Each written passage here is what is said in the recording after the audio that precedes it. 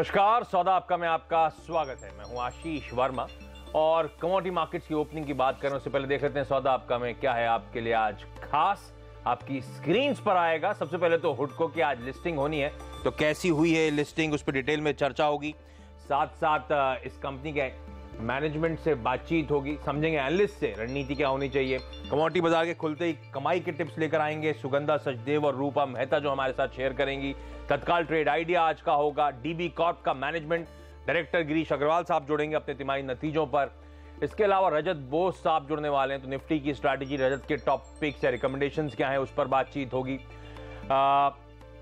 Muthoot finance के MD भी हमारे साथ आज जुड़ने वाले हैं, वो भी रिजल्ट्स पे फोकस होगा। तो बोर्ड रूम्स होंगे कई सारे, और मितेश ठक्कर के साथ साथ सुमित बागड़िया साहब जुड़ेंगे, तो उनसे जानेंगे 10:30 बजे एफएनओ मार्केट की टॉप स्ट्रैटेजीज। और 11 बजे हमारे साथ जुड़ेंगे prakashgaba.com के प्रकाश गाबा, फटाफट आपकी क्वेरीज को सॉल्व करने के लिए।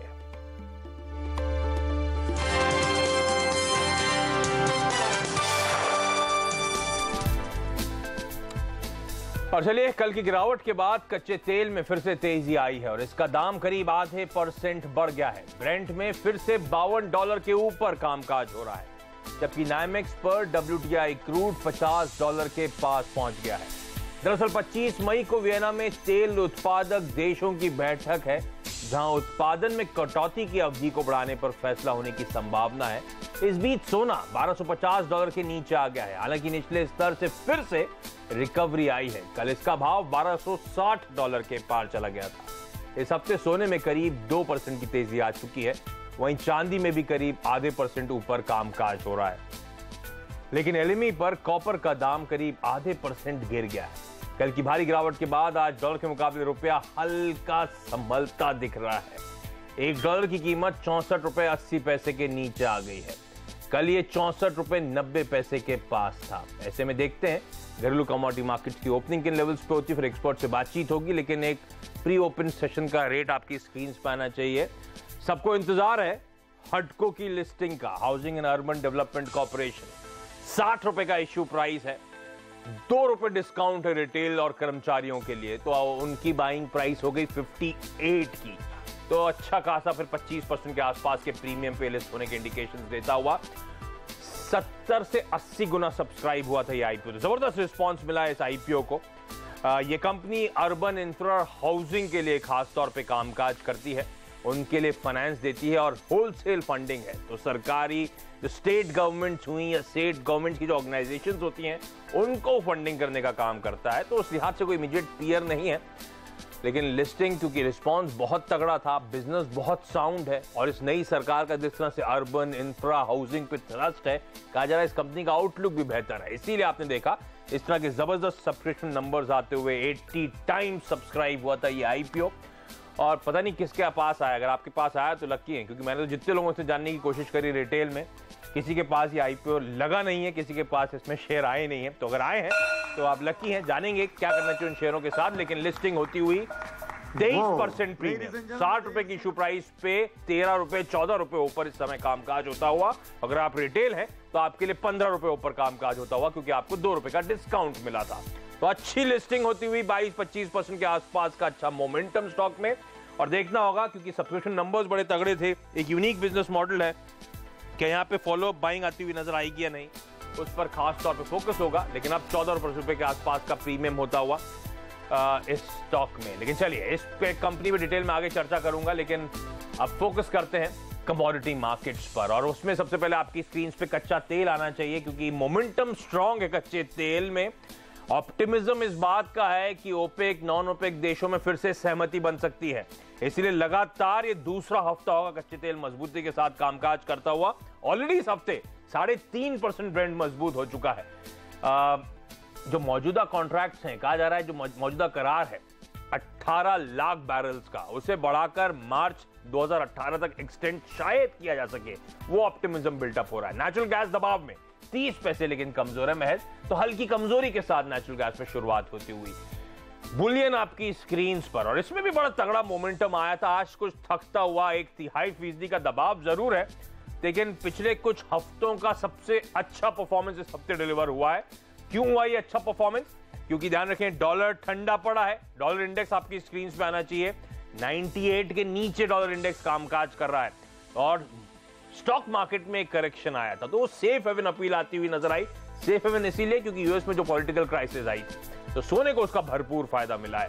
एक्सपर्ट से जानेंगे आगे स्ट्रैटेजी क्या होगी, लेकिन बाकी की ओपनिंग क्विकली आपकी स्क्रीन पर आएगी। सोना अब 1/3% का दबाव, चांदी में हम देख रहे हैं 70 रुपए के आसपास की कमजोरी के साथ शुरुआत होती हुई।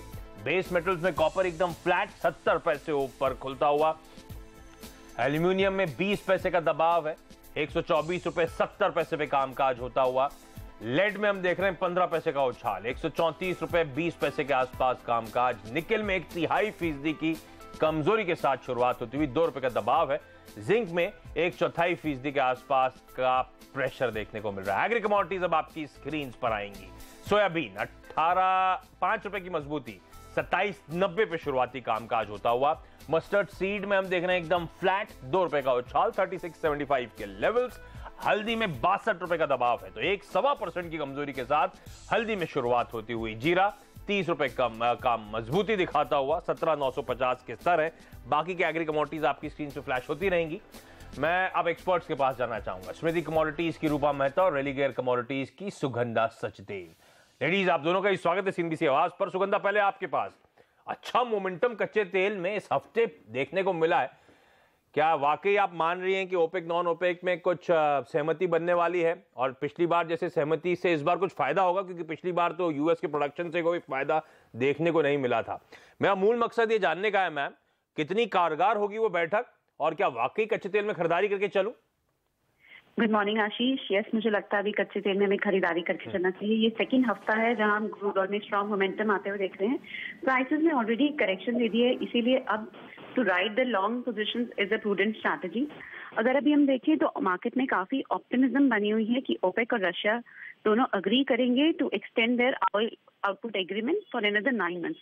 नो डाउट अगर हम अभी भी प्रोडक्शन देखें तो अभी भी ओवरऑल प्रोडक्शन 5 ईयर एवरेज के अबव है ओवरऑल ग्लोबल प्रोडक्शन, और यूएस की प्रोडक्शन कॉन्स्टेंटली बढ़ रही है। बट स्टिल अभी जो ये ऑप्टिमिज्म बनी हुई है, एटलीस्ट टिल May 25 ये ऑप्टिमिज्म मुझे लगता है बनी रहेगी जब तक एक फाइनल डिसीजन नहीं हो जाएगा बिटवीन ओपेक एंड रशिया की to extend this oil output agreement. तब तक एटलीस्ट हमें बाय साइड पे ही रहना चाहिए। मुझे लगता है आने वाले दिनों में प्राइसेस टारगेट कर सकते हैं 3300 एरिया, और अगर मैं WTI क्रूड की बात करूं तो 51 तक के लेवल्स हम देख सकते हैं, $51 और WTI क्रूड। अभी आज इंट्राडे सेशन में भी हमारी बाइंग की एडवाइस रहेगी एट लेवल्स ऑफ अराउंड 3210। हमारा स्टॉप लॉस रहेगा 3175। हाई साइड में टारगेट कर सकते हैं 3278। अच्छा, क्विकली बताएं मैम, बुलियन मार्केट सोने और चांदी, क्या वहां पे भी खरीदारी करने के अभी भी मौके हैं या अब वो मोमेंटम फिजल आउट हो रहा है? मुझे लगता है थोड़ी एक करेक्शन डेफिनेटली देखने को मिली है, क्योंकि प्रीवियस सेशन में हमने काफी स्ट्रॉन्ग अपसाइड मोमेंटम आते हुए देखा था। बट यूएस का जो पॉलिटिकल टर्मोइल है, ब्राजील में जो हमने स्टॉक्स में क्रैश आते हुए देखा, नॉर्थ कोरिया की tension, all these factors are very supportive for gold prices. इसी वजह से गोल्ड में एक सेफ हेवन डिमांड आई है। साथ ही साथ डॉलर इंडेक्स में एक सिग्निफिकेंट स्लाइड देखने को मिला है, and rupee factor is also favouring upside in gold prices. Rupee में जो हमने एक सिग्निफिकेंट डेप्रिसिएशन आते हुए देखी है, तो another factor which is favoring upside in domestic gold prices. आज इंट्राडे सेशन में हमारी एडवाइस रहेगी to go for long positions at current levels 28,620, stop loss रहेगा 28,520 एंड हायर साइड में टारगेट कर सकते हैं 28,850 एरिया। ओके, तो सोने और चांदी दोनों में खरीदारी करने के मौके हैं। अच्छा रूपा, एग्री कमोडिटीज में मैम कैसे हुई कमाई, क्या है स्ट्रैटेजीज आज के लिए? Good morning Ashish ji. देखिए कमोडिटीज में मुझे लग रहा है कि मैंथा ऑयल में बाइंग करके चलना चाहिए। नई कॉन्ट्रैक्ट के अंदर 958 पे हम बाइंग रिकमेंड करेंगे, और वहीं स्टॉप लॉस जो है वो 942 का रहेगा, और जो टारगेट जो है वो 980 से 990 तक के लेवल्स देख सकते हैं। दूसरी तरफ बार्ले के अंदर हमारा सेल कॉल है, बार्ले के अंदर प्रेशर बढ़ता हुआ हम देख सकते हैं। तो जून कॉन्ट्रैक्ट के अंदर 1480 के अराउंड जो हम सेलिंग को कॉल लेकर चल सकते हैं। स्टॉप लॉस 1520 का फॉलो करेंगे, और नीचे में टारगेट जो है वो 1420 तक के देखने को मिल सकते हैं। ओके, तो ये एग्री कमोडिटीज की भी स्ट्रैटेजीज आपकी स्क्रीन पर। मैम्स, आप दोनों का बहुत बहुत धन्यवाद हमारे लिए वक्त निकालने के लिए, आज की स्ट्रैटेजी शेयर करने के लिए। इस बीच भारतीय बाजार आपकी स्क्रीन पे आने चाहिए। कल 1% का दबाव था, कंसर्न से तमाम, और आज इक्वली स्ट्रॉन्ग बाउंस बैक देखने को मिल रहा है। सेंसेक्स अब तक के सबसे रिकॉर्ड उच्चतम स्तरों पर आपको कामकाज करता हुआ नजर आएगा। 3/4% का उछाल निफ्टी में और 3/4% से ज्यादा का उछाल सेंसेक्स में देखने को मिल रहा है। हफ्ते के आखिरी ट्रेडिंग सेशन में गजब का मोमेंटम आता हुआ इनफैक्ट कल दिन के लोस पे जाके इंडियन मार्केट्स क्लोज हुए थे। वो तो यूएस में हमने देखा कुछ रिकवरी जिससे हौसला बढ़ा, और ये जीएसटी के तमाम रेट से भी स्टॉक्स को फायदा मिल रहा है, क्योंकि आज मदद हो रही है असली सेंसेक्स की, निफ्टी की आईटीसी से। तगड़ा हैवी वेट 5 से 6% मजबूती के साथ कामकाज वहां पर। मार्केट्स पे कॉल आगे लूंगा, लेकिन इस समय वापस आपकी स्क्रीन पे हटको आना चाहिए, जिसका लिस्टिंग हुई है आज 60 रुपए की इशू प्राइस, और रिटेल के लिए तो 58 रुपीज की इशू प्राइस है, और ये स्टॉक आप 77 के लेवल्स पे कामकाज करता हुआ। तो जिन लेवल्स पे खुला था, जैसे मैंने कहा था तगड़े सब्सक्रिप्शन नंबर्स थे, तो फॉलो अप बाइंग आती हुई कई लोग चाहते हैं अपने पोर्टफोलियो में स्टॉक को, और आप देख रहे हैं मोमेंटम अभी पिकअप होता हुआ। ऐसे में मेरे पास आया तो क्या करूं, अगर मैं लकी था तो आया, और नहीं आया तो क्या खरीदारी करने के मौके ढूंढूं। इस पर बातचीत करने के लिए सेठी फिनमार्ट के एमडी विकास सेठी अब मेरे साथ जुड़ते हुए। सेठी साहब, अनएक्सपेक्टेड लाइंस हुई है क्या लिस्टिंग, और क्या रणनीति हो मेरी? Good morning Ashish ji. बिल्कुल एक्सपेक्टेड लाइंस पे लिस्टिंग हुई है। माना जा रहा था जिस तरह का रिस्पांस मिला इस आईपीओ को, जितने टाइम से ओवर सब्सक्राइब हुआ, तो डेफिनेटली एक बहुत ही शानदार लिस्टिंग होनी चाहिए थी। खाली इतना ही था कि चूंकि ओवर सब्सक्रिप्शन काफी ज्यादा हुआ तो लोगों को अलॉटमेंट आई नहीं है, बट एक बहुत अच्छे स्पेस का आईपीओ है। हाउसिंग फाइनेंस सेक्टर अभी बिल्कुल एक फोकस में है, जिस तरह से सरकार की भी रणनीति है अफोर्डेबल हाउसिंग को बूस्ट करने के लिए। फिर और भी कई इनिशिएटिव्स जो सरकार ने लॉन्च करे हैं, इंटरेस्ट रेट भी काफी कम होते जा रहे हैं, तो इन सब का मेजर बेनिफिशियरी कंपनी भी होगी। तो मेरी राय में रिटेल निवेशक जिनको अलॉटमेंट लगे हैं उनको जल्दीबाजी नहीं करनी चाहिए। हमने पिछले भी कुछ महीनों पहले देखा कुछ अच्छे इश्यू जो लिस्टिंग पे भी अच्छे मुनाफे या हुए हैं, उसके बाद से भी शानदार रिटर्न्स वहां पे मिले हैं। तो उसी लिहाज से मुझे लगता है लंबी अवधि के लिहाज से भी इन लेवल्स पे बिल्कुल बने रहना चाहिए। ये अगर आपका लंबी अवधि का नजरिया तो यहाँ से सब्सटेंशियल अपसाइड और दे सकता है। तो बने रहे तो उन्हीं के लिए सर जिनको लगा 10 में से 1 को लग गया होगा, बाकी 9 लोग क्या खरीदें? अरे बिल्कुल, मैं तो कहूंगा कि इन लेवल्स पे भी इस स्टॉक को एक स्टैगर्ड रूप में खरीदारी शुरू करनी चाहिए।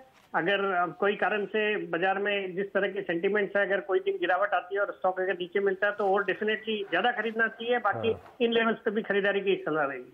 तो खरीदारी करने के ही मौके ढूंढने। रिटेल का हिस्सा 10-11 गुना सब्सक्राइब हुआ था, इसलिए मैंने कहा था कम ही लोग को मिला होगा, लेकिन जिनको मिला है बने रहे, लालच में ना आए, मुनाफा वसूले ना। यहां से और भी अच्छा मोमेंटम देखने को मिल सकता है।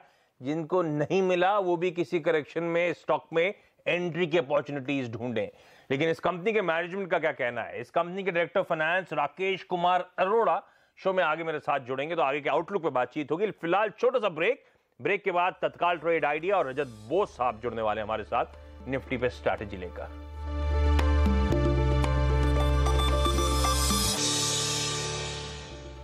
ब्रेक के बाद आपका स्वागत है और वक्त है तत्काल ट्रेड आइडिया का।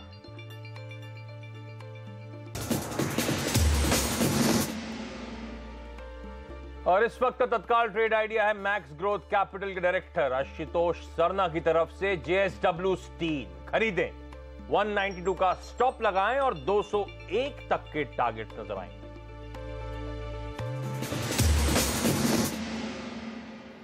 और इससे पहले मैं मार्केट्स की बात करूं, बोर्ड रूम कर लेते हैं। अब बात करते हैं डीबी कॉर्प के रिजल्ट्स की। रिजल्ट्स आपकी स्क्रीन पे फ्लैश होंगे। इस कंपनी के डीबी कॉर्प के डायरेक्टर मिस्टर गिरीश अग्रवाल साहब मेरे साथ जुड़ते हुए। अग्रवाल साहब, पहले तो deeply saddened by the news, our condolences sir.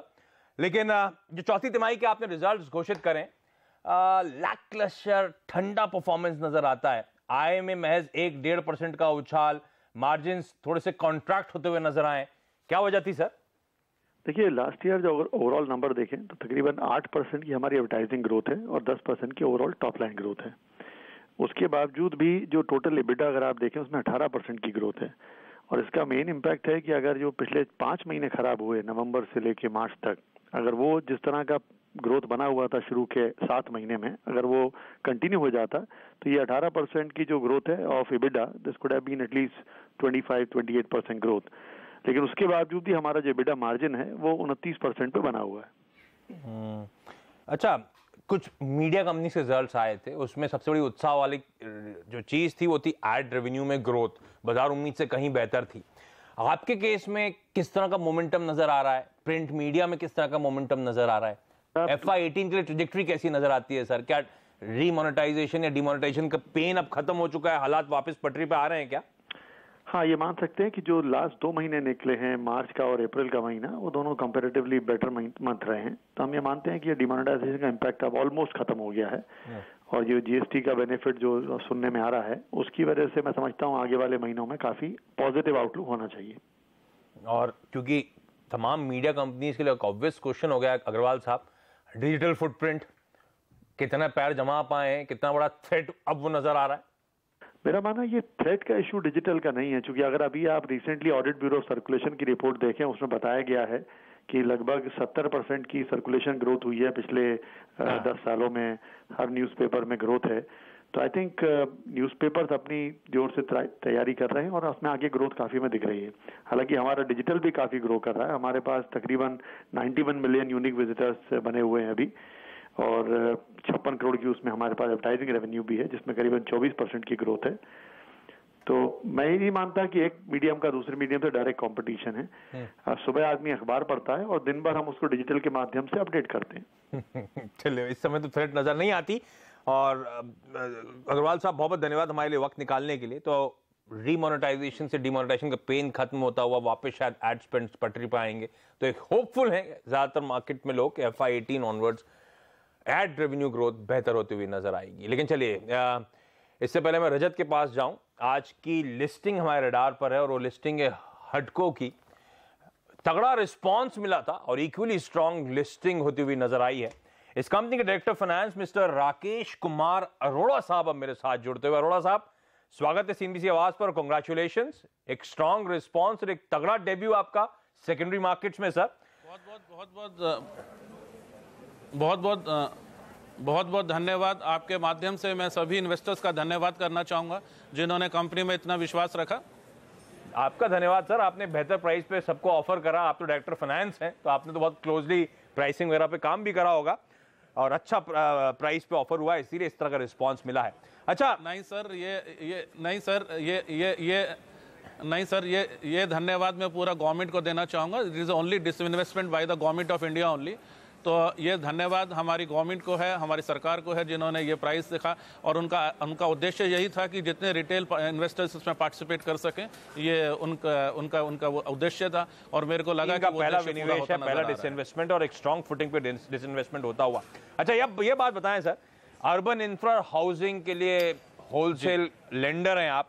मुझे याद है इस समय पूरा लार्जली आप सरकारी में पढ़ रहा था, स्टेट गवर्नमेंट से ही कामकाज है या उनके डिवीजन से, उनकी कंपनी से कामकाज होता है। एक जमाना था आप प्राइवेट सेक्टर के लिए भी लेंड करते थे 2013 तक। जी। क्या कोई प्लान उस स्ट्रैटेजी को रिविजिट करने का? जी। नहीं, ऐसा नहीं है। हम आज की हमने जो अभी RHP में जो फिगर्स दिया हुआ है 31 दिसंबर का है, उस 31 दिसंबर 2016 को हमारी 90% जो बुक थी that was to the government and government agencies. And आज की डेट के अंदर हमको गवर्नमेंट और गवर्नमेंट एजेंसी से अच्छा बिजनेस आ रहा है, अच्छे प्रोजेक्ट्स आ रहे हैं। तो अभी हम उसी पे ही कंसंट्रेट कर रहे हैं। अगर हमारी ग्रोथ वहां से आ रही है तो we will concentrate on that only. 61% gross NPAs थे जब आपने वो लेंडिंग पर रोक लगाई थी 2013 में। वो NPAs रिजॉल्व हो गए, पैसा आया? 61% नहीं सर, 6.80% था जो 31 दिसंबर को था और उसमें से 5.85% सिर्फ प्राइवेट सेक्टर बुक का था और गवर्नमेंट सेक्टर बुक का 0.75% ही है। अच्छा, जाते जाते एक सवाल, NIMs पे ऑफलेट थोड़ा सा प्रेशर देखने को मिला था और दूसरा, ये company single digit growth clock करती है। पिछले 4-5 साल का मैं कैलकुलेट कर रहा था, आय में 4.5%, मुनाफे में 5-6% के आसपास का साल दर साल CAGR ग्रोथ आपने डिलीवर करा है। आगे की ट्रेजेक्टरी कैसी रहने वाली है? अब तो लिस्टिंग हो गई, आप थोड़े से फॉरवर्ड लुकिंग स्टेटमेंट्स हमसे शेयर कर सकते हैं सर। FY18 एक्सपेक्टेड क्या है, आगे की ट्रेजेक्टरी कैसी रहेगी? देखिए फॉरवर्ड लुकिंग स्टेटमेंट तो मैं नहीं दे सकता हूं, पर मैं ये बता सकता हूं कि पिछले 2-3 साल जो थे they were more of a consolidation and in times to come naturally अब हमारा फोकस ज्यादा रहेगा। We will leverage our book and you will see the results also. Arora साहब, बहुत धन्यवाद हमारे लिए वक्त निकालने के लिए। एक strong listing, congratulation sir once again. छोटा सा ब्रेक के बाद रजत बोस के साथ बातचीत।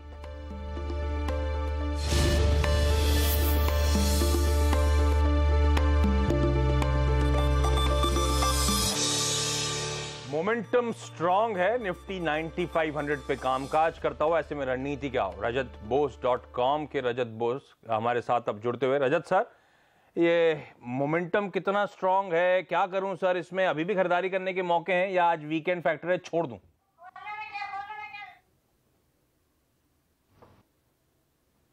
ऐसा बात नहीं है कि जबकि जो मूवमेंट जो दिख रहा है उसको देखते हुए आप स्टॉक्स भी खरीदारी कर सकते हैं और इंडेक्स में भी एक लॉन्ग पोजीशन ले सकते हैं। इंडेक्स जिस तरीका से 9500 के आसपास पहुंचा है, अभी आप 9450 के नीचे स्टॉप लगाइए और ऊपर में 9550 तक उम्मीद कीजिए।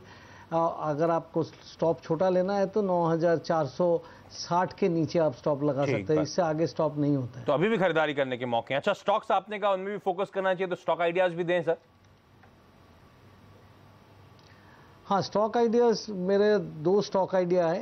पहले बल्लारपुर इंडस्ट्रीज, जो कि मेरा टारगेट है 22 रुपया 50 पैसा, बट मुश्किल क्या है आशीष कि आपको जब मैंने भेजा था ये तब 21 रुपया 55 पैसा था, अभी 22 रुपया हो चुके हैं। फिर भी आप ले सकते हैं, ये 22.50 पे ही रुक जाएगा ऐसा बात नहीं है, ऊपर और भी जा सकता है। और खरीदारी करें तो 20 रुपया 95 पैसा में स्टॉप लगाइए। और इसके अलावा भारत फॉर्ज जो है उसमें 1067 रुपया 80 पैसा का स्टॉप लॉस लगा के ऊपर में 1086 1095 ये दोनों टारगेट मान के आप खरीदारी कर सकते हैं। बल्लारपुर मुझको लॉन्ग टर्म के लिए भी अच्छा लगता है। हाँ, मोमेंटम भी बड़ा स्ट्रांग लौटा है बड़े सालों बाद उस स्टॉक में। बिल्ट, भारत फोर्ज खरीदें, निफ्टी में खरीदारी करने के मौके ढूंढे 9550 के लक्ष्य के लिए।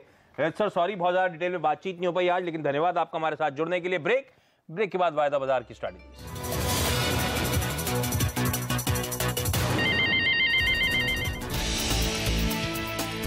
जीएसटी दरों को बाजार का थम्स अप।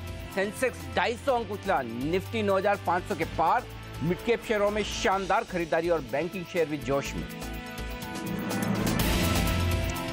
जीएसटी दरें तय होने से एफएमसीजी शेयरों में भी बड़ी खरीदारी। आईटीसी 5% से ज्यादा उछला और लीवर है 2% मजबूत।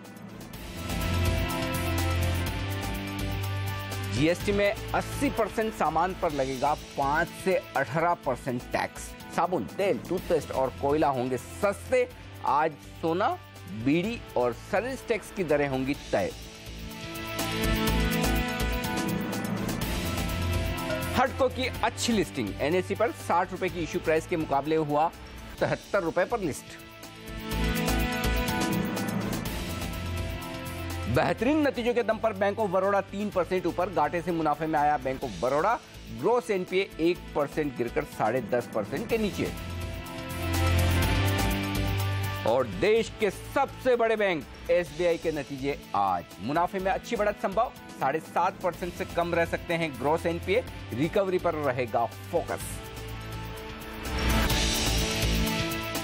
नमस्कार, ट्रेडर्स हॉटलाइन में आप सबका स्वागत है। मैं हूं अनिल सिंघवी और आज हफ्ते के आखिरी दिन अगर आपके कोई सवाल है, अपने कोई ट्रेड पर पोजीशन खत्म करनी हो, नई बनानी हो, या जो कुछ भी आप राय लेना चाहें, सवाल पूछना चाहें, फोन करें हमारे टोल फ्री नंबर 180020097890 पर।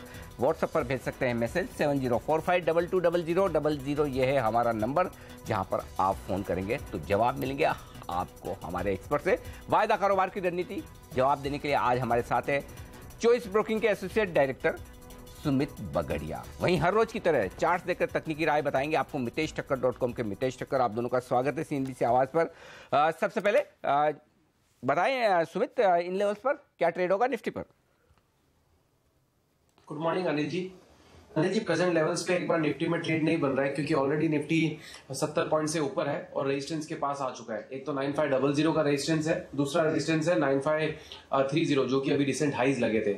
आई थिंक फ्रेश बाई अगर आप करनी है निफ्टी के अंदर तो ये लेवल्स टूटने के बाद ही करनी चाहिए। सो बाय अबव 9530 होना चाहिए। उस केस में स्टॉप लॉस होगा 9470 और ऊपर में हमको 9600 के लेवल्स देखने को मिल सकते हैं। अभी इमीडिएटली निफ्टी की जो रेंज है वो 9420 और 9530 है। अगर नीचे में 9420 का लेवल टूटा तो हमको सेल ऑफ भी देखने को मिल सकता है, जिसके अंदर हमें 9300 तक के लेवल्स देखने को मिल सकते हैं।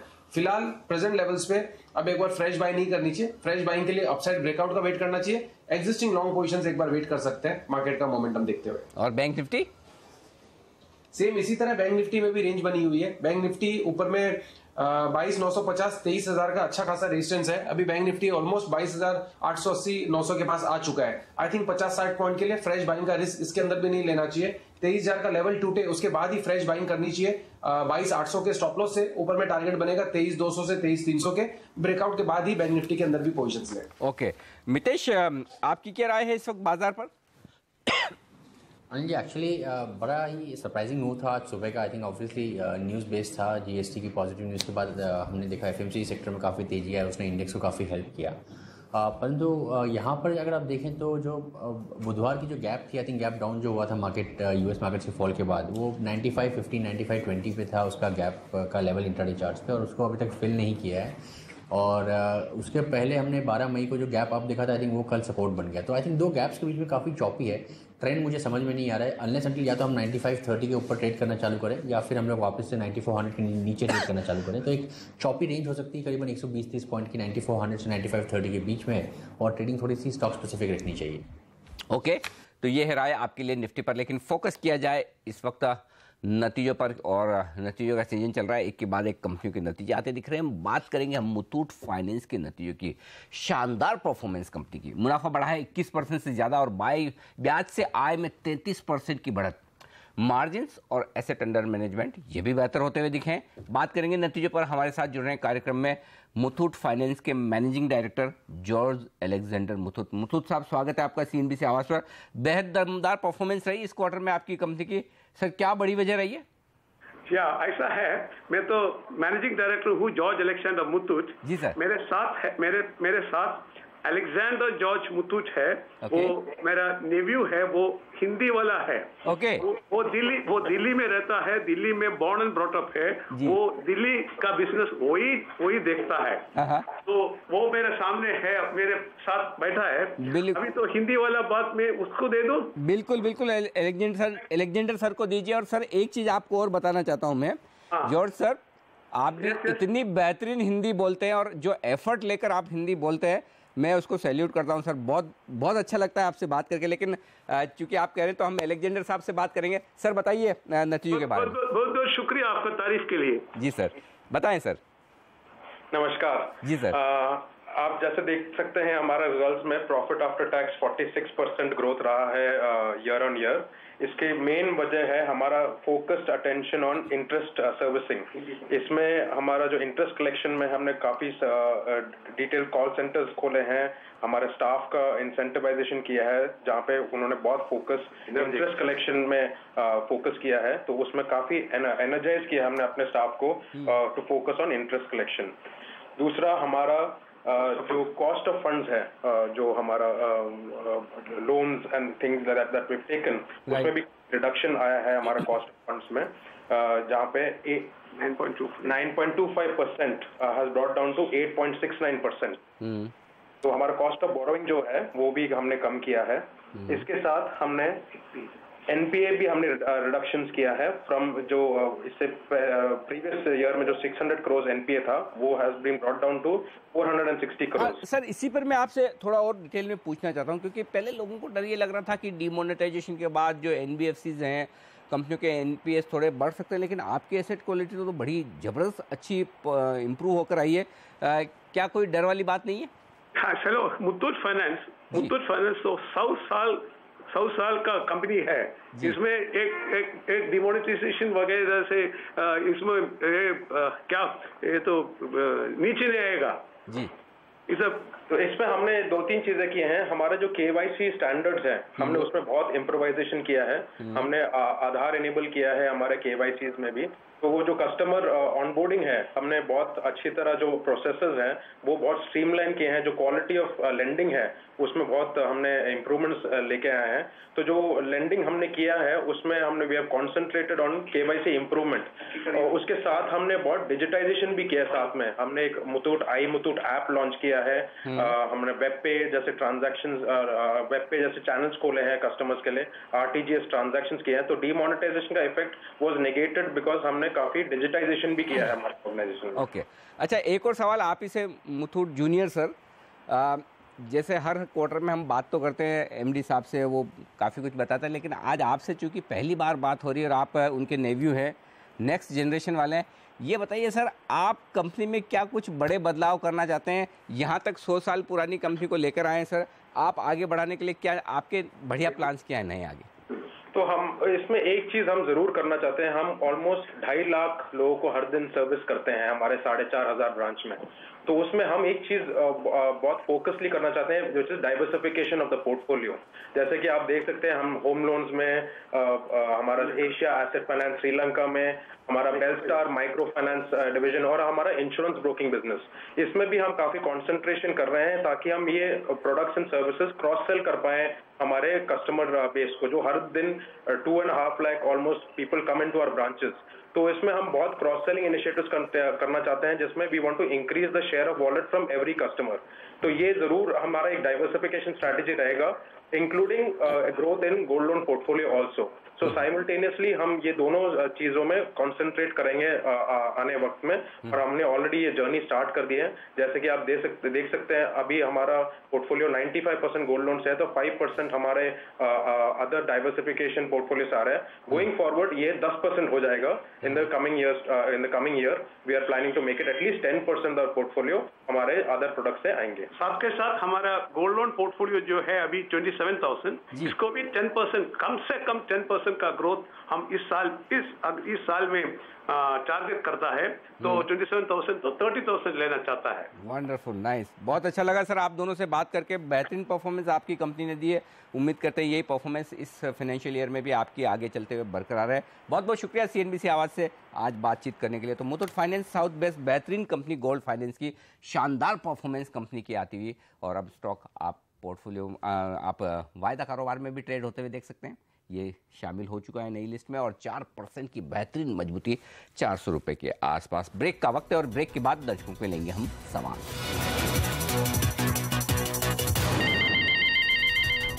पहले ले लें हमारे एक्सपर्ट्स की ट्रेडिंग टिप्स। बताएं सुमित, कौन से स्टॉक्स चुने आपने?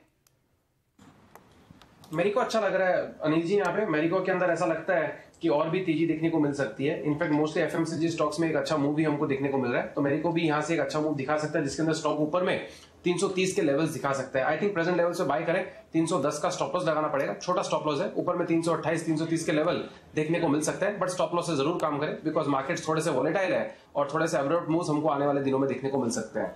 दूसरा स्टॉक एशियन पेंट्स है, वो सेल साइड का है। एशियन पेंट्स में कल हमको वीकनेस और दबाव देखने को मिला था। स्ट्रक्चर देखते हुए ऐसा लगता है कि शायद थोड़ा सा छोटा सा वीकनेस और देखने को मिल सकता है। 1160 का स्टॉप लॉस रखना चाहिए ऊपर में, और नीचे में 1110 के टारगेट। तो 2 से 3 दिन के लिए इसके अंदर भी काम किया जा सकता है। ओके, एशियन पेंट्स और मैरिको, ये है 2 स्टॉक्स जो आप खरीद कर चलें, नहीं माफ कीजिए, एशियन पेंट्स बेचकर चलें, मैरिको खरीद कर चलें। ये राय है इस वक्त सुमित की। मितेश, अपनी पिक्स बताएं। 2 बाई कॉल्स आने जी। पेट्रोनेट में मुझे लगता है कि अच्छा एक ब्रेकआउट आ रहा है, नए हाई पे स्टॉक जा रहा है, तो यहाँ पे बाय करें। 451 के नीचे का स्टॉप लॉस लगाए, 470 472 के टारगेट देखें। और एक कैश स्टॉक है आर्चिड प्लाई, आई थिंक वहाँ पर एक अच्छा प्राइस वॉल्यूम ब्रेकआउट हो रहा है। आज करीबन ऑलरेडी 7% ऊपर है, परंतु ट्रेंड अभी भी इसका लगता है कि एक्सटेंड करेगा ऊपर में। ये 2 हफ्ते के कंसोलिडेशन के बाद ये स्टॉक 84-85 के ऊपर निकला है, तो स्टॉप लॉस लगाएं आप यहाँ पर 84 हाफ का, और टारगेट देखें करीबन 95 के। ओके सुमित, अपना ऑप्शन भी बताइए, कौन सा चुना है आपने, और कॉल है या पुट? देखिए, कॉल चुना है, पावर ग्रिड का स्टॉक है, उसके अंदर हमें एक अच्छा मूव देखने को मिल रहा है, और ऐसा लगता है कि पावर ग्रिड में यहाँ से और भी एक अच्छा तेजी देखने को मिल सकता है। 210 रुपए के आसपास पावर ग्रिड अभी ट्रेड कर रहा है कैश मार्केट के अंदर। 210 रुपए का ही कॉल लेने की सलाह दे रहे हैं, जो कि 3 रुपए 10 पैसे के आसपास अभी मिल रहा है। इसको खरीदारी करके काम करना चाहिए। 1 रुपए 90 पैसे का इसमें स्टॉप लॉस लगाना पड़ेगा, मोटा मोटी 1 रुपए का रिस्क हो गया। और ऊपर में ये टारगेट हमें लग रहा है इस कॉल की वैल्यू 5 से 7 रुपए अगले 4 से 5 दिनों में हो सकती है। अगर पावर ग्रिड ने यहाँ से तेजी दिखाई और ऊपर में 220 तक के लेवल्स दिखा दिए, तो ये मान के चले कि ये टारगेट्स अच्छे होने की पॉसिबिलिटी बहुत ज्यादा है, जिसके अंदर 5 से 7 रुपए के टारगेट हमको इसी एक्सपायरी के अंदर देखने को मिल सकते हैं। तो 1 रुपया 90 पैसे के स्टॉप लॉस से 210 रुपए का पावर ग्रिड का कॉल लेके काम करें। ओके, तो पावर ग्रिड का कॉल ऑप्शन आप कर सकते हैं खरीदारी। ओके, लेते हैं दर्शकों के सवाल, और पहली दर्शक हमारी आज हमारे साथ हैं आगरा से दिशा। गुड मॉर्निंग दिशा, बताइए किस शेयर की दिशा जानना चाहती हैं आप? सर, आपका चैनल और स्पेशली आपकी स्ट्रेटेजी बहुत पसंद आई मुझे। Thank you. और और मेरा सवाल येस बैंक से है। कल मैं इंट्राडे के लिए 14.28 पे लिया था। ओके, कब आज लिया है? सुबह, हाँ जी, सुबह मैंने 33 पे प्रॉफिट बुक कर किया एक बार। हाँ जी, आप दोबारा इंट्राडे के लिए अगर एंट्री लेनी है तो कब लिया जाएगा? ओके, बताएं सुमित, इंट्राडे के लिए यस बैंक खरीदना चाहती हैं, सही सोच रही है? और यदि हाँ तो फिर entry level, stop loss, target तीनों बता दें। देखिए, आज इंट्राडे में यस बैंक में अच्छा मूव मिला है। प्योरली इंट्राडे ही काम कीजिएगा, एकदम सही सोचा है आपने यस बैंक में काम करने के लिए।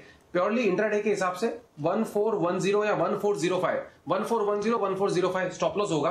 अभी 1437 चल रहा है, कैश मार्केट के लेवल्स बता रहा हूं मैं आपको। ये नीचे में 1428 तक आता है तब आप बाय करें, 20 पॉइंट का स्टॉप लॉस लगाएं और ऊपर में इंट्राडे में ही 1450 के आसपास प्रॉफिट बुकिंग कर लें। सारे इंट्राडे के लेवल्स हैं, स्पॉट के लेवल्स हैं। परफेक्ट। और पोजीशन आज की आज आप अपनी खत्म कर लें, सोमवार तक के लिए ना रखें। मुंबई से अगले दर्शक है हमारे साथ दिनेश, और दिनेश जी का लेते हैं सवाल। सर गुड मॉर्निंग, पूछिए अपना सवाल। हाँ सर, ये मैंने एक माइका फ्यूचर सेल किया है 476 में। शॉर्ट किया है, लॉन्ग किया है? शॉर्ट किया है। टाटा स्टील? जी सर। ओके, 476 में। ओके, रिजल्ट के बाद तो ये भाग चुका है काफी। हाँ सर, वो रिजल्ट के पहले शॉर्ट किया था आपने? रिजल्ट के दिन भी तो सर 470 खुला था, मिल रहा था नीचे। रिजल्ट के बाद किया था। ओके, बात तो नहीं करना चाहिए था सर, क्योंकि हमने कहा भी था कि ये तो स्टॉक काफी तेजी से भागेगा। एनीवे, कोई बात नहीं, अब हो गया तो नुकसान में है 25 रुपए। मितेश, राय दीजिए, इन्हें क्या करें? ये कैश में आई थिंक टाटा स्टील ने अप्रैल और मार्च के बीच में 502, 503 के बीच में 4 या 5 बार हाईज बनाए, उसको क्रॉस नहीं कर पाया। तो अगर वो क्रॉस नहीं करता है तो एक बार पुल बैक में अगर मार्केट थोड़ा सा करप्शन में आता है तो मिल जाएगा। तो एक तो 502, 3 के ऊपर का आप स्टॉप लॉस लगा लें कैश में। अगर ये क्रॉस नहीं करता है तो मुझे लगता है कि अच्छे चांसेस है कि आपको वापस स्टॉक 480 से 475 की रेंज में मिलेगा, जो कि आपकी सेलिंग प्राइस से काफ़ी नज़दीक होगा। तो वहाँ पर आप काटने का सोचें इसको। ओके, तो ये है राय आपके लिए टाटा स्टील पर। ब्रेक का वक्त है और ब्रेक के उस पार हमारे साथ जुड़ेंगे देश के दिग्गज टैक्स एक्सपर्ट और ईवाई में पॉलिसी एडवाइजर ग्रुप के टैक्स पार्टनर सत्या पोदार साहब। इस छोटे से ब्रेक के बाद उनसे बातचीत करेंगे जीएसटी से जुड़े हुए कई सारे मुद्दों पर, ब्रेक के तुरंत बाद।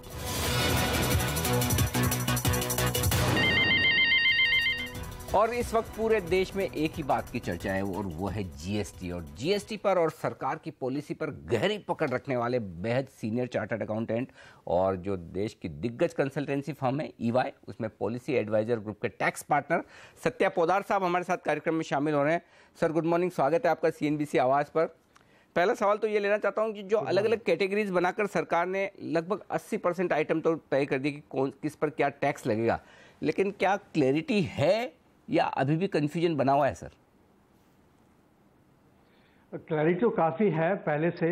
करीब करीब उन्होंने कपड़े और बिस्किट्स और 2-4 और सर्विसेज के अलावा सब चीज़ों पे जो टैक्स लगेंगे उनको अनाउंस कर दिया। लेकिन जो अनाउंसमेंट उनका है वो 300-400 पेजेस में है कि उन्होंने पूरा कस्टम्स टैरिफ शेड्यूल को दोबारा बनाया है जीएसटी के लिए। तो इसमें ये नहीं कि आप 5-10 मिनट में उसको लिस्ट को पूरा देख करके अपना अनुमान लगा सकते हैं। और हर एक कैटेगरी के अंदर इतने फाइन क्लासिफिकेशंस उन्होंने किए हैं, so it will be a challenge, it will take some amount of time to understand what they have done.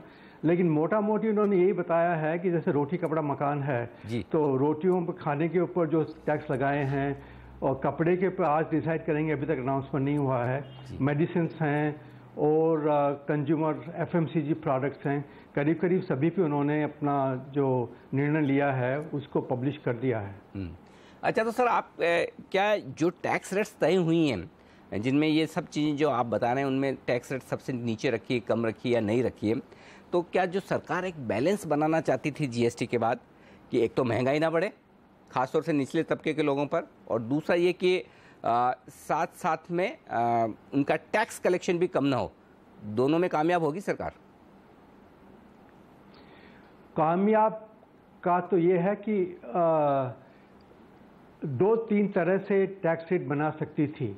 या तो सब सामान पे एक टैक्स रेट लगाओ जी, और टैक्स रेट आपका 12-13% होता तो जितना सरकार को पैसा अभी मिलता है उतना मिल जाता, और उसमें सुविधा भी होती व्यापारियों को कि उनको खाली एक टैक्स रेट के लिए डिसीजन लेना होता है। लेकिन अभी जो सरकार ने जो रेट स्ट्रक्चर बनाया है वो इतना इसका पर्पस है क्योंकि ये चाहते थे कि जो अभी टैक्स रेट जो हैं उतने ही रहें, उसके आस पे रहें। उसके अंदर उन्होंने 4 रेट्स बनाए हैं, लेकिन हर एक रेट के अंदर क्लासिफिकेशन जो करना है इनको प्रोडक्ट्स का, it is going to be a challenge. जैसे आप खाने का लगा लीजिए, कुछ खाने का सामान 0% पे है, कुछ 5% पे है, कुछ 12 पे है, कुछ 18 पे है, कुछ 28 पे है। तो कौन सा सामान किस कैटेगरी में जाएगा, ये बड़ा ही मुश्किल काम होगा जनता के लिए। जैसे आप डेयरी प्रोडक्ट्स का देख लीजिए, प्योर मिल्क है वो 0% में है, लेकिन बेबी मिल्क है वो 5% के अंदर है। दही है वो 0% में है, लेकिन दही को कई दफ़ा योगर्ट भी बोलते हैं, योगर्ट 5% पे है। बटर है वो 12% पे है, चीज़ है 12% पे है। तो इस तरह के इन्होंने क्लासिफिकेशन किए हैं, तो हो सकता है कि इनका इन्फ्लेशन में ज़्यादा असर नहीं पड़े, लेकिन कंप्लायंस कम्प्लेक्सिटी के ऊपर ये काफ़ी चैलेंजिंग रहेगा जनता के लिए और व्यापारियों के लिए, दोनों के लिए। बिल्कुल, तभी पोदार साहब, आप जैसे दिग्गज अनुभवी चार्टर्ड अकाउंटेंट्स और टैक्स एक्सपर्ट और बाकी सीए लोगों की भी ज़रूरत देश में बरकरार रहेगी ये आ जाने के बावजूद। लेकिन ये बताइए कि क्या वाकई में जो लोग घबरा रहे हैं कि 3 रिटर्न तो कम से कम हर महीने भरने हैं, फिर अलग अलग टैक्स की दरें अब भी याद रखनी हैं, तो क्या एक तो ये कि छोटे कारोबारियों के लिए मुश्किलें कम होने वाली है या बढ़ने वाली है, और दूसरा ये सरकार के एंगल से पूछूं तो कि क्या कंप्लायंस करवाना आसान होगा या मुश्किल? शुरू में तो काफ़ी चैलेंज रहेगा, काफ़ी दिक्कतें रहेंगी, लेकिन कोई भी जो भी नई चीज़ शुरू होती है, और ये पुरानी जो प्रथा चली आ रही है कि बिना कुछ हिसाब रखे, बिना किसी अपने अकाउंट्स रखे, व्यापारी लोग they were taking lot of liberty in paying the taxes. अब टाइम मैनेजमेंट जो नया सिस्टम है is fully automated, complete automation, और ऑटोमेशन के अलावा भी उन्होंने पूरी डिटेल्स मांगी हैं व्यापारियों से, कौन सा सामान बेचा है, किसको बेचा है, बायर का, सेलर का रजिस्ट्रेशन नंबर, जिससे कि सरकार मैच कर सके। और उसके अंदर शुरू में दिक्कतें होंगी, लेकिन हो सकता है कि कुछ 2-4 महीने के अंदर जब सिस्टम स्टेबलाइज हो जाएगा तो इतनी परेशानी हो सकता है बाद में नहीं होगी। और उम्मीद तो यही है कि जब डिजिटाइजेशन में, टेक्नोलॉजी अडॉप्ट करने में ज़रूर शुरू में दिक्कत होती है, लेकिन Indian population is very adapt, and hopefully in next 6 to 8 months they will quickly move over to the new system। और नया सिस्टम बन जाने से हो सकता है कि व्यापारियों को बहुत फ़ायदा होगा, क्योंकि अभी तक लोग ये करते हैं कि अपने हिसाब वगैरह नहीं रखते, तो बिना हिसाब रखे, बिना सेल्स वगैरह का ट्रैकिंग किए उनको पता भी नहीं होता कि बिजनेस में प्रॉफिट बन रहा है, लॉस बन रहा है। लेकिन अगर ये मंथली अपना रिकॉर्ड रखें और उसका रिकनसाइल करें, तो कई दफ़ा फॉरेन कंट्रीज़ में ये अनुभव है कि अगर व्यापारी लोग अपने अच्छे अकाउंट्स बनाने रखने जाते हैं तो उससे उनका व्यापार में बढ़ोतरी होती है, क्योंकि वो व्यापार को एक्सपेंड कर सकते हैं। अभी तो लोग काफ़ी गलत कामों के लिए अपनी सेल्स को छुपा लेते हैं, रिकॉर्ड नहीं रखते, इससे दोनों का ही नुकसान होता है, सरकार का नुकसान होता है और व्यापारियों का ज़्यादा नुकसान होता है। सर बहुत बहुत शुक्रिया आपका CNBC आवाज़ से और इनके दर्शकों से बात करके अपना बहुमूल्य समय देने के लिए। आज चूँकि मीटिंग का दूसरा दिन है और बाकी सब जो डेवलपमेंट होंगे उस पर भी मैं आपसे फिर से मुलाकात करूंगा। आज आपका बहुत बहुत धन्यवाद सर। सत्या पोदार साहब, EY के सीनियर टैक्स कंसल्टेंट, बताते हुए कि काफ़ी कुछ कोशिश की गई है सरकार की तरफ से GST की दरों को लागू करने में, अलग अलग जो कैटेगरीज बनाई, लेकिन अब भी लंबी एक जो कहते हैं कि क्लैरिटी आनी बाकी है, वो धीमे धीमे लोगों को समझ में आएगा कि किस आइटम पर कितना और किस तरह से टैक्स लगेगा। ट्रेडर्स हॉटलाइन में आज के लिए इतना ही। वक्त एक ब्रेक के बाद लेकर आएंगे आपके लिए अगला शो। बने रहिए हमारे साथ। नमस्कार।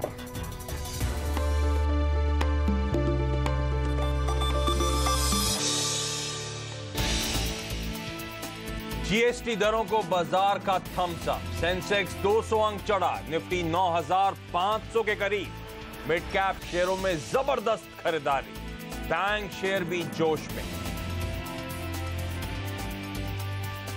GST दरें तय होने से FMCG शेयरों में जोश। ITC 5% से ज्यादा उछला, HUL भी 2% मजबूत।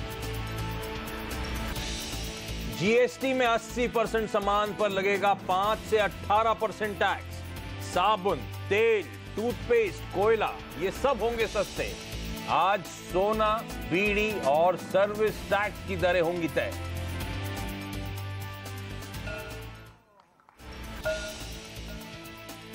हाउसिंग फाइनेंस कंपनी हडको की अच्छी लिस्टिंग, करीब 25% के प्रीमियम के साथ हो रहा है कामकाज। अच्छे नतीजों के दम पर बैंक ऑफ बड़ौदा 3% ऊपर, घाटे से मुनाफे में आया बैंक। ग्रॉस एनपीए 1% गिरकर 10.5% के नीचे आए। और देश के सबसे बड़े बैंक एसबीआई के नतीजे आज, मुनाफे में अच्छी बढ़त संभव, 7.5% से कम हो सकता है ग्रॉस एनपीए। रिकवरी इस पर होगा फोकस। शुक्रवार की सुबह, जी हां, हफ्ते का आखिरी ट्रेडिंग सेशन और स्क्रीन अच्छी लग रही है, एटलीस्ट कल के पेन के बाद। कल आपको याद होगा दिन के लोज पे 1% की कमजोरी के साथ भारतीय बाजार बंद हुए थे और आज हर निशान में आधे % से ज्यादा उछाल है। हालांकि एक समय 3/4% से ज्यादा की बढ़त थी।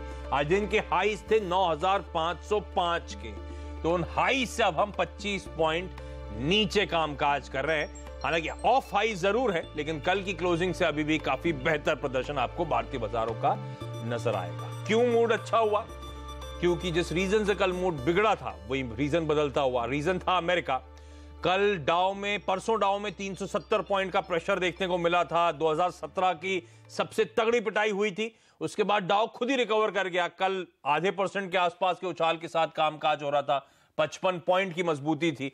तो जब अमेरिका जहां से इश्यूज क्रॉप अप हुए थे वो वापस संभलता हुआ, तो लॉजिक था कि बाकी इक्विटी मार्केट भी सुधरेंगे। और भारतीय बाजारों में तो लिक्विडिटी फ्लो बेहद स्ट्रांग है। कल डीआईएस की बड़ी तगड़ी बाइंग होती हुई नजर आई 800-900 करोड़ रुपए की, और उस पे मूड बदलता हुआ, सुधरता हुआ। मूड क्यों सुधर रहा है? क्योंकि वो जीएसटी के जो स्लैब्स आए हैं, जीएसटी के जो रेट्स आए, स्लैब्स तो पहले आ चुके, माफ कीजिएगा, वो जो प्रोडक्ट्स के अलग अलग खांचे में जो बिठाए गए प्रोडक्ट्स, उसको देख के लग रहा है ये बिल्कुल भी इन्फ्लेशनरी नहीं होगा, बल्कि कई सारे प्रोडक्ट्स के तो दाम घटते हुए नजर आ रहे हैं। और ऐसे तमाम प्रोडक्ट जिनके दाम घट रहे हैं वो स्टॉक्स आज एक्शन में। हेडलाइन में हमने कहा एफएमसीजी, और उसमें आप देख लीजिए कोलगेट का स्टॉक, उसमें दिग्गजों में आईटीसी, एचयूएल उठा लीजिए, किस तरह की मजबूती है। कोलगेट या तमाम टूथपेस्ट मैन्युफैक्चरर्स, एग्जांपल के तौर पे बता रहा हूं आपको, पहले 25-28% का टैक्स था, अब 18% के स्लैब में डाल दिया गया है। और कोलगेट के पास हिंदुस्तान के टूथपेस्ट का 55% मार्केट शेयर है, तो ऑब्वियस है इस कंपनी को फायदा मिलना है। कैपिटल गुड्स मैन्युफैक्चरर्स को फायदा मिलता हुआ 18% के स्लैब में आ गए, तो ये मूड सुधारने वाला काम। आईटीसी लेकिन आज का सबसे बड़ा ड्राइवर है, हैवी वेट है। और आईटीसी में मोमेंटम इसीलिए है क्योंकि हालांकि पहले ही बोल चुके थे एफएम साहब कि सिगरेट पे जो टैक्सेशन है, इस जीएसटी के अंदर उस टैक्स में बढ़ोतरी आपको नहीं देखने को मिलेगी। खांचा जरूर, रूपरेखा जरूर बदल सकती है। 5% का सेस लगेगा। अब ये काहे पे लगेगा सेस, एक्चुअल सेलिंग प्राइस पे लगने वाला है, मैन्युफैक्चरिंग प्राइस पे, ये क्लैरिटी नहीं है। हालांकि वो क्लैरिटी आज आ जाएगी, लेकिन एक रिलीफ रैली है आईटीसी में, क्योंकि जीएसटी आने के बाद बहुत बड़ी कोई दिक्कत नहीं आने वाली। तो 32 पॉइंट का कंट्रीब्यूशन 48 पॉइंट की रैली में आप देख रहे हैं एक स्टॉक से, वो स्टॉक है आईटीसी। इस तरह का मोमेंटम है आज काउंटर में। चलिए, बाजार का मूड तो अच्छा है, लेकिन क्या इस मूड में हम भी बहती गंगा में हाथ धो डालें, खरीदारी कर लें? प्रकाशगाबा.com के प्रकाश गाबा सर मेरे साथ जुड़ते हुए। प्रकाश सर, जो आपका फेवरेट टूरिज्म डेस्टिनेशन है श्रीनगर, वहीं से सबसे अच्छी खबर आई है, बाजार का मूड वहीं से सुधरा है। ये जीएसटी काउंसिल की बैठक वहां चल रही है। ये जो निफ्टी में मोमेंटम आया है और अब हम 9500 के नीचे स्लिप हो रहे हैं, क्या दिखा रहा है चार्ट्स? इस समय खरीदारी करने के मौके हैं या आज रुक जाऊं, वीकेंड आने वाला है? मैं आज रुक जाऊंगा एक्चुअली, क्योंकि इतना बढ़ चुका है। देखिए, पहली बात तो क्लियर है कि ट्रेंड स्टिल इंटैक्ट अप है, वो कॉम्प्रोमाइज नहीं हुआ। हाँ, अगर 9400 के नीचे ब्रेक हो जाता है और उसके नीचे क्लोज मिलता है तो शायद कह सकते हैं कि ये 9400 के, हाँ, उसको मैंने मॉडिफाई कर दिया। उसके बाद नीचे होता है तब बेचेंगे। क्या आप बेचे? नहीं। क्या आप खरीदे? नहीं।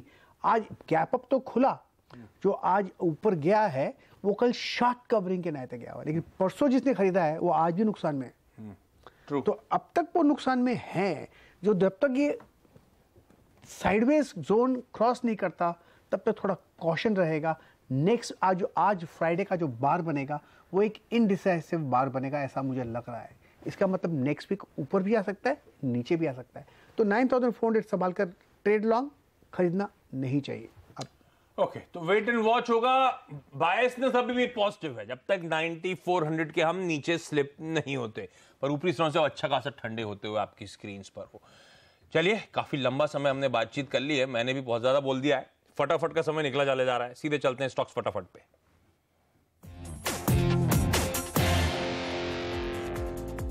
उदयपुर से सबसे पहला सवाल है अपोलो टायर्स पे राहुल परमार साहब का। 50 शेयर 208 की खरीद। होल्ड करना चाहिए, सिंपल। टायर क्षेत्र बहुत अच्छा है, तो ये स्टॉक सभी होल्ड करने चाहिए। हाँ, अगर शॉर्ट टर्म का नजरिया है तो प्रॉफिट बुक कर लीजिए। टोरेंट पावर, हुबली से ज्योति का सवाल। 300 शेयर 228 की खरीद। नुकसान में बैठे हैं, मुझे लगता है और भी थोड़ी गिरावट आ सकती है। अगर लॉन्ग टर्म का नजरिया है तो होल्ड कीजिए, क्योंकि 200-195 जोन में सपोर्ट है। विनती ऑर्गेनिक, सोलापुर से दिनेश का सवाल है। 90 शेयर 860 की बाइंग। होल्ड कीजिए, 1000 के आसपास बेचिएगा, वक्त लगेगा। होल्ड। नवनीत एजुकेशन, भोपाल से मिहिर, 100 शेयर 172 की खरीद।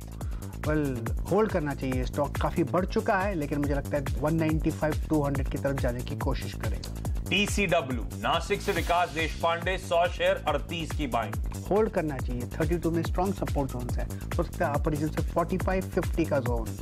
माइंड ट्री, इलाहाबाद से विजय कुशवाहा, 35 शेयर 790 की बाइंग। एक तो होल्ड कीजिए, ऐड करना है तो ऐड कीजिए, लगता है यहाँ पर बेस बना है, जो ऐड करें बेचिए कहाँ पर, 650 के आसपास, बाकी ओरिजिनल होल्ड कीजिए। टूरिज्म फाइनेंस, दिल्ली से अंकुर, 1000 शेयर 74 की बाइंग। टूरिज्म फाइनेंस 74 की बाइंग, होल्ड कीजिए, 100 का स्टॉप लगाइए, 130 से 135 से 140 का टारगेट बनता है। बायोकॉन, मुंबई से योगांत, 50 शेयर 1090 की बाइंग।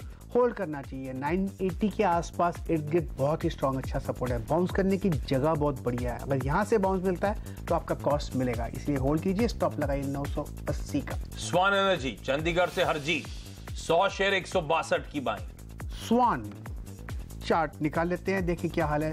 होल्ड करना चाहिए, स्ट्रॉन्ग सपोर्ट जोन इर्द गिर्द है 140 के आसपास, बेचने की जगह 175-180। MCX, मुंबई से विराज मेहता, 50 शेयर 1050 की बाइंग। MCX, ये स्टॉक एग्जिट कर ले तो अच्छा रहेगा, खरीदने की जगह थोड़ी लोअर है, 925 के करीब। ITD सीमेंटेशन, दिल्ली से लक्ष्मण सिंह, 600 शेयर 152 की बाइंग। होल्ड कीजिए, स्टॉप लगाइए 165 का। टर्न हुआ है तो मुनाफा घर ले जाइए, 195-190 का जोन है जहां पर प्रॉफिट बुक कर सकते हैं। IDFC बैंक, सूरत से नासिर दवे, 1600 शेयर 58-59 की बाइंग। होल्ड करना चाहिए मुझे लगता है, लेकिन लोअर लेवल्स में सपोर्ट है इसीलिए। DLF, कोलकाता से प्रणय दत्ता, 40 शेयर 214 की बाइंग। होल्ड करना चाहिए, बेचने की जगह 240 और 250 की जगह है। रिलायंस इंफ्रा, दिल्ली से अभय भारती, 1000 शेयर 611 की बाइंग। होल्ड करना चाहिए, स्टॉप होना चाहिए 550 का। अपर रीजन पे टारगेट 650 के इर्द गिर्द, 625-650 जोन। नैटको फार्मा, गुजरात से राजेश त्रिवेदी, 50 शेयर 990 की बाइंग। बस वहीं पर जाके बेचना चाहिए, फिलहाल होल्ड कीजिए, 900 का स्टॉप लगाइए, टर्न हुआ तो एग्जिट। स्ट्रक्चर पॉजिटिव है, करेक्शन में आ सकता है। पेट्रॉन इंजीनियर्स, रांची से विनय सिंह, 60 शेयर 186 की बाइंग।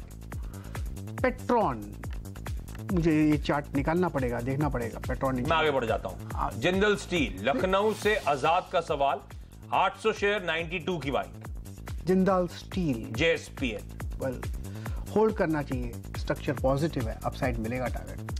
श्रीकलाहस्ती पाइप्स, श्रीनगर से सिराज का सवाल, 100 शेयर 374 की बाइंग। स्ट्रॉन्ग सपोर्ट जोन 320 में है, अपू मिलता है तो अपू का एडवांटेज लेकर निकल जाइए।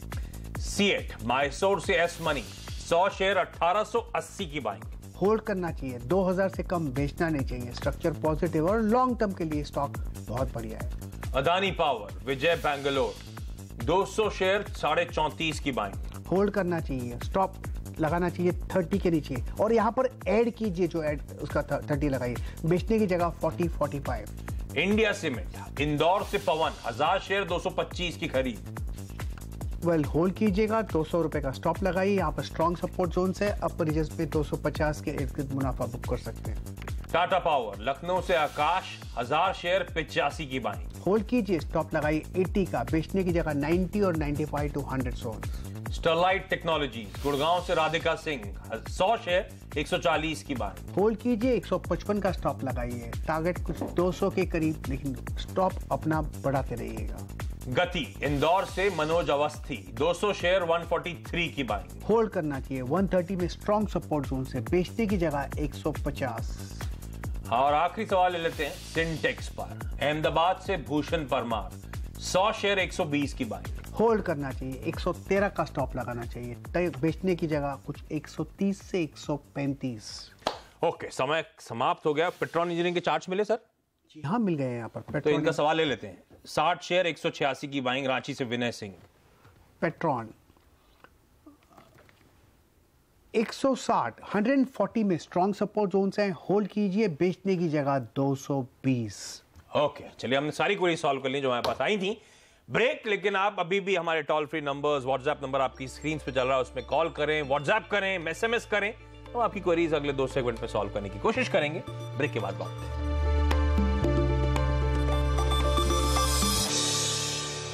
चलिए सवाल जवाब के सिलसिले की फिर से शुरुआत करते हैं और सीधे चलते हैं पहले अमृतसर, और नरेश सरीन साहब जुड़ते हुए। नरेश जी हाय, गुड मॉर्निंग, सवाल पूछें सर।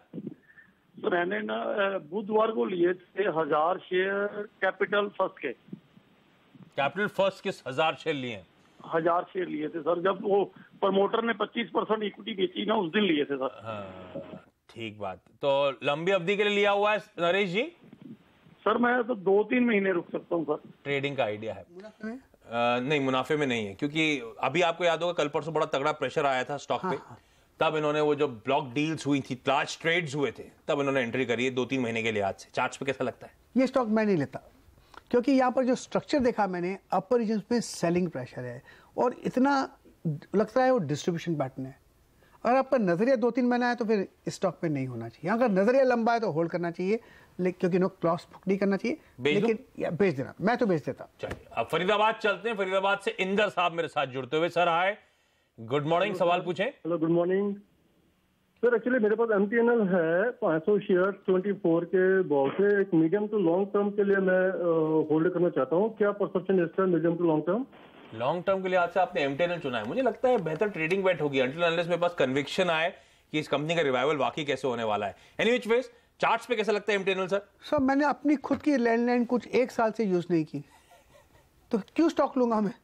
लेकिन MTNL की ब्रॉडबैंड सर्विसेज अच्छी हैं, वर्थ द मनी है। नहीं साहब, मेरे ख्याल से नहीं होना चाहिए स्टॉक में। ठीक लगता है स्ट्रक्चर, लोअर लेवल्स में 20 का लेवल भी देख पाएंगे।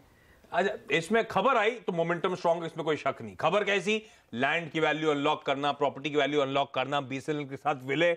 पर ये वेट करते करते मोदी सरकार के मुझे 3 साल हो गए, अब तक वो कुछ सुना ही नहीं दिया है। तो खबर आ गई सर, तो फिर तो वारे नारे स्टॉक के। अदरवाइज थोड़ा सा पेनफुल वेट हो सकता है कॉल ने उस लिहाज से। हैदराबाद से राकेश साहब मेरे साथ जुड़ते हुए। Rakesh ji good morning sir, सवाल पूछें। सर मेरे पास बैंको इंडिया के 30 शेयर है। हाँ, 224 से बाइंग है, लॉन्ग रख सकता हूँ। लॉन्ग टर्म के लिहाज से बैंको प्रोडक्ट्स में खरीदारी, 12-13 रुपए का प्रॉफिट हो रहा है, क्या करें? होल्ड कीजिए, लेकिन स्टॉप लगाना मत भूलिए, और स्टॉप लाना चाहिए 225 का। अगर जिस दिन 225 ब्रेक हो जाए तो निकल जाएगा। एक स्ट्रेटेजी ध्यान देता हूं, इसमें 25 रुपए की बढ़त में अपना स्टॉप भी 25 रुपया भी बढ़ाइए। इंटरेस्टिंग, तो ट्रेल करें अपने स्टॉप लॉस को। ठीक बात। चलिए छोटा सा ब्रेक, ब्रेक के बाद प्रकाश सर के टॉप ट्रेडिंग आइडियाज जानेंगे।